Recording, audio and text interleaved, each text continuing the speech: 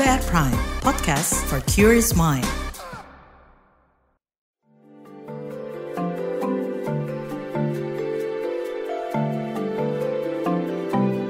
Saga, cerita tentang nama, peristiwa, dan fakta.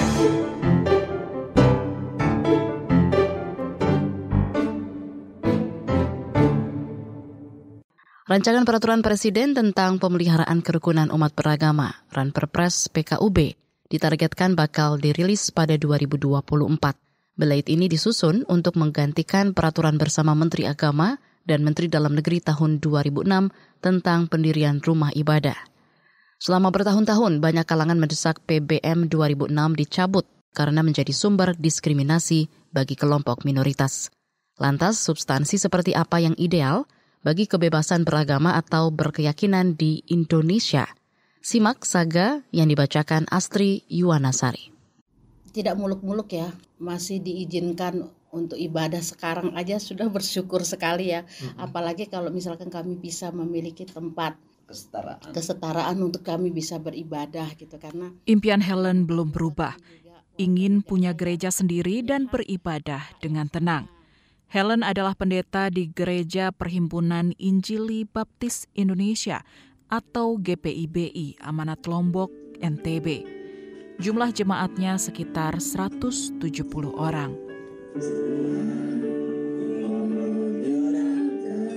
Meski sudah puluhan tahun berdiri, GPIBI Amanat Lombok belum punya bangunan gereja sendiri. Mereka beribadah berpindah-pindah dari satu hotel ke hotel lain. Biaya sewanya 5 juta rupiah per bulan. Sebelumnya ibadah sempat digelar di rumah Helen, namun muncul penolakan. bukan warga sini, orang lain dari jauh datang ke sini. Beberapa kali saat kami ibadah gitu, saya yang keluar. Saya tanya ada keperluan apa, saya ingin masuk, pengen lihat. Kami lagi ibadah, saya bilang gitu. Beberapa kali saya tahan mereka. Kalau malam itu mereka datang juga, seperti mengintimidasi. Suwardi, suami Helen, yang juga pendeta di GPIBI Amanat Lombok, menyebut upaya intimidasi terjadi berulang kali. Yang paling menakutkan waktu itu memang tanggal 25 Juli 2015. Itu mereka ada mungkin sekitar 10 orang, semuanya bawa pentungan dan di tongkatnya di gitu. Okay. Kan itu pagar itu kan gini toh. Itu bolak-balik gitu. Saya memilih tidak keluar.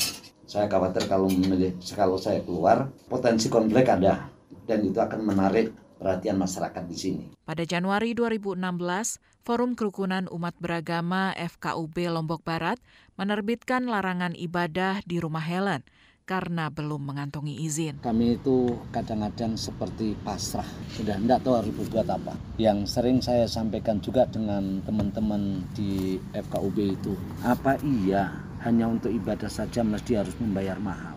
Kasus GPIBI Amanat Lombok hanya gambaran kecil dari situasi kebebasan beragama atau berkeyakinan di tanah air. Banyak kasus pendirian rumah ibadah terjadi di berbagai daerah. Peraturan bersama Menteri Agama dan Menteri Dalam Negeri tahun 2006 menjadi sumber masalahnya. Desakan agar PBM 2006 dicabut berulang kali disuarakan. Pemerintah akhirnya bergerak, menyusun rancangan Peraturan Presiden Pemeliharaan Kerukunan Umat Beragama atau Ranperpres PKUB. Kementerian Agama selaku koordinator sudah merampungkan draft dan menyerahkannya ke Kemenko Polhukam akhir 2023 lalu. Ranperpres PKUB memuat terobosan berupa penyederhanaan izin rumah ibadah.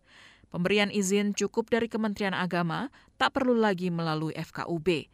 Selain itu, skema 90-60 dihapus. Juru bicara Kemenak, Ana Hasbi.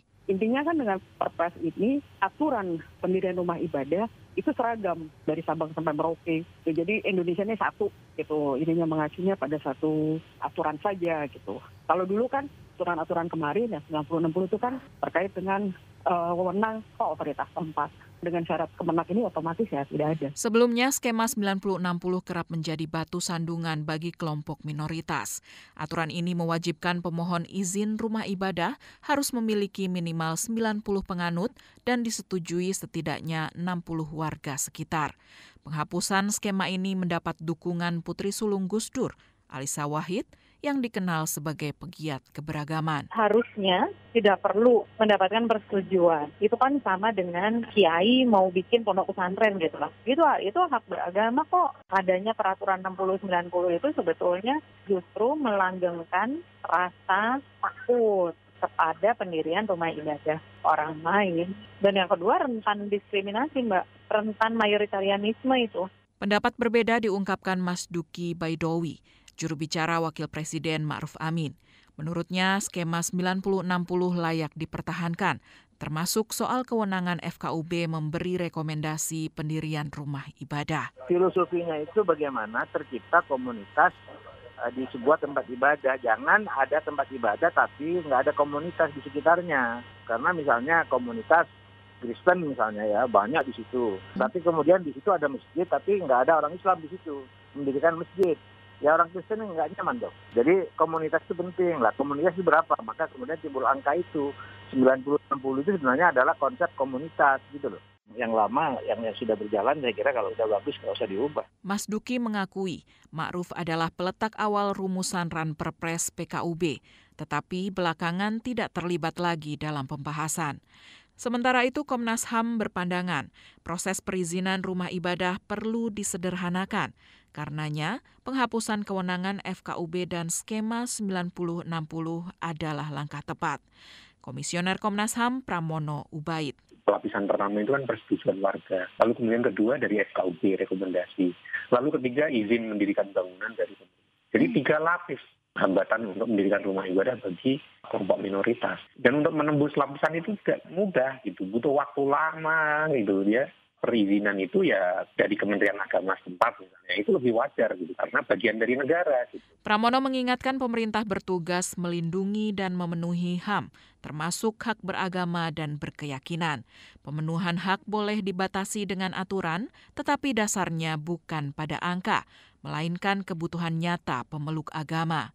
Aturan juga mesti berbasis tata kelola, jangan bias kepentingan agama tertentu. Pemberian izin itu kan lagi-lagi tidak boleh berdasarkan pada hitungan-hitungan yang sifatnya kuantitatif, tetapi harus berdasarkan pada tata aturan, misalnya RT RW, tata ruang wilayah misalnya. Apakah misalnya wilayah ini memang boleh didirikan rumah ibadah? Kalau wilayah ini misalnya khusus untuk perumahan ya tidak boleh ada rumah ibadah. Kalau wilayah ini wilayah komersil misalnya ya tidak boleh. Nah, yang kayak gitu itu harusnya yang menjadi pertimbangan. Yogi Febriandi, akademisi IAIN Langsa Aceh, juga menilai syarat kuantitas selama ini menjadi sumber diskriminasi bagi kelompok minoritas.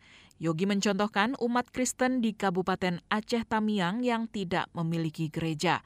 Tiap pekan mereka harus beribadah ke Langsa atau ke Sumatera Utara. Bayangkan mereka setiap minggu untuk beribadah harus pergi ke provinsi lain, itu kan sangat diskriminatif.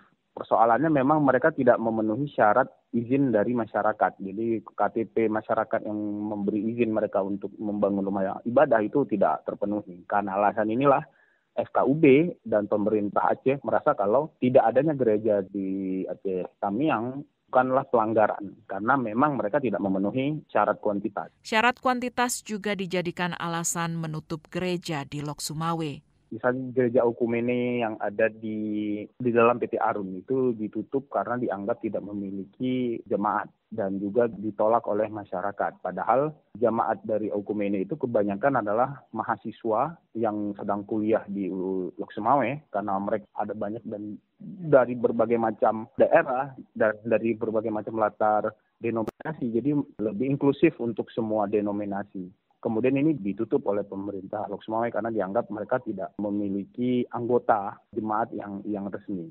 Itu sebab Yogi mendukung syarat kuantitas seperti skema 90-60 dihilangkan. Pendirian rumah ibadah mestinya memakai syarat fungsi karena berdasarkan kebutuhan faktual di lapangan. Selain itu, Yogi juga mendorong pemerintah mengevaluasi rumah-rumah ibadah yang sudah ada. Jika tidak digunakan lagi, bangunan bisa dialihfungsikan. Yang paling banyak misalnya itu di kawasan-kawasan yang muslimnya mayoritas, kayak di Aceh, di NTB itu muslim itu sangat banyak dan tidak semuanya itu berfungsi dengan semestinya. karena bangunan yang terlalu besar dengan jumlah jamaah yang tidak sampai setengah dari kapasitas. Di sisi lain, Ranperpres PKUB yang disusun Kemenak dinilai masih punya kelemahan dari aspek legalitas.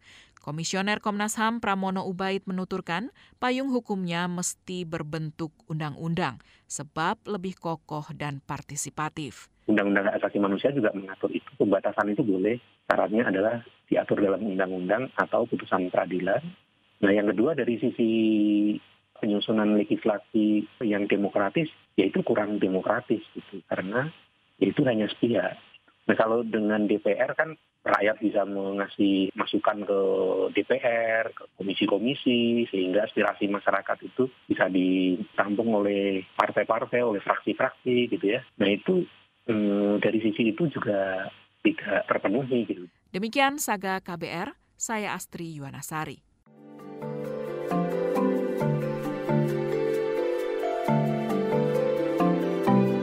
Saga, cerita tentang nama, peristiwa, dan fakta.